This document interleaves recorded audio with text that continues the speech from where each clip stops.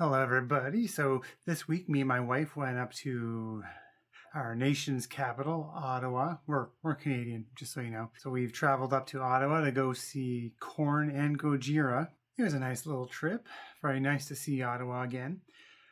So I've got a video about Gojira and maybe another one later about the whole experience itself. But today we're going to talk about Korn. Now, my experience with Korn, I'm more into their earlier stuff. I probably fell off once Issues came out. Back then, my musical taste kind of expanded a little bit, so Korn kind of got pushed by the wayside back in the day. I personally was more there for Gojira. I'm going to personally say that I was actually pleasantly surprised by Korn. My thinking going into this concert was, cool, I get to see Blind live and see that craziness. Just sitting there waiting for Jonathan Davis to ask me, "Are you ready?" And then I'm just like, yeah, I'm ready. Are you ready? Yeah, I'm ready. I'm ready. Are you ready? I'm freaking ready. Give it to me. Anyways, it was cool to see those songs from your youth that kind of had an impression on you, even though you kind of forgot about them a little bit. What I was a little bit surprised by, though, was I was really actually into a large portion of the songs that I didn't even know. I was headbanging the whole time. Songs I'd never heard of before, and I was there for it. It was really good. So not only was I there enjoying pretty much the whole show, the whole crowd was into it too, like everyone. To have a band that can hold an audience's attention and have them in the palm of their hand, it's really a special thing to see, and I don't think it happens all that much anymore. Everyone screaming the lyrics together, everyone singing along, everyone jumping up for their favorite songs and dancing. It was something special, and I was happy to see everyone just enjoying themselves instead of everyone sitting on their phone, people having conversations. Literally, there was no one that I felt like was overly drunk around me. It's hardly ever the case anymore. Usually there's one drunk asshole that's either behind me or in front of me or beside me, just acting like an idiot.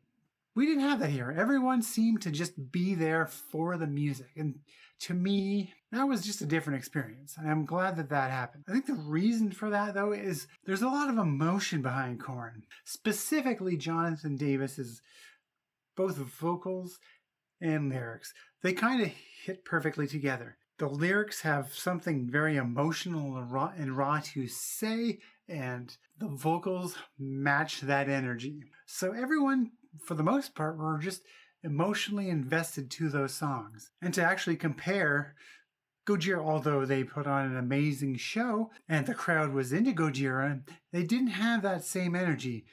And I think it has everything to do with the fact of Gojira's lyrical content. Sure, there is some emotional stuff to their music. A lot of it talks about things like the environment, death, kind of somewhat political. Korn is talking about a lot of emotional, deep down shit. From what I understand, Jonathan Davis has been through some stuff in his life. Everything from being confused by parents, being bullied in school, to drug addictions, friends dying. I think that is why everyone is so emotionally charged in that building. The whole crowd, everyone. And it's interesting to see. I feel like a lot of bands, especially nowadays, they might actually touch on those subject matters, but I don't think they're walking it like they talk it. They're saying the thing and then they're going through the motions, basically. There's the typical cookie cutter frontman things that nowadays every frontman is doing. And I think if more bands just dug deep down and actually felt the feelings, emoted them in a way that was true to themselves, I think a lot of bands would do better in a live setting. I think modern music's tendency to overproduce, especially even in a live setting, kind of cuts out that part of performing music live. And I think if more bands didn't try to make things sound perfect, it would actually work out better for them. Then at least then people can actually feel the emotion of the music, of the lyrics, of the vocals, and it's not just entirely an act.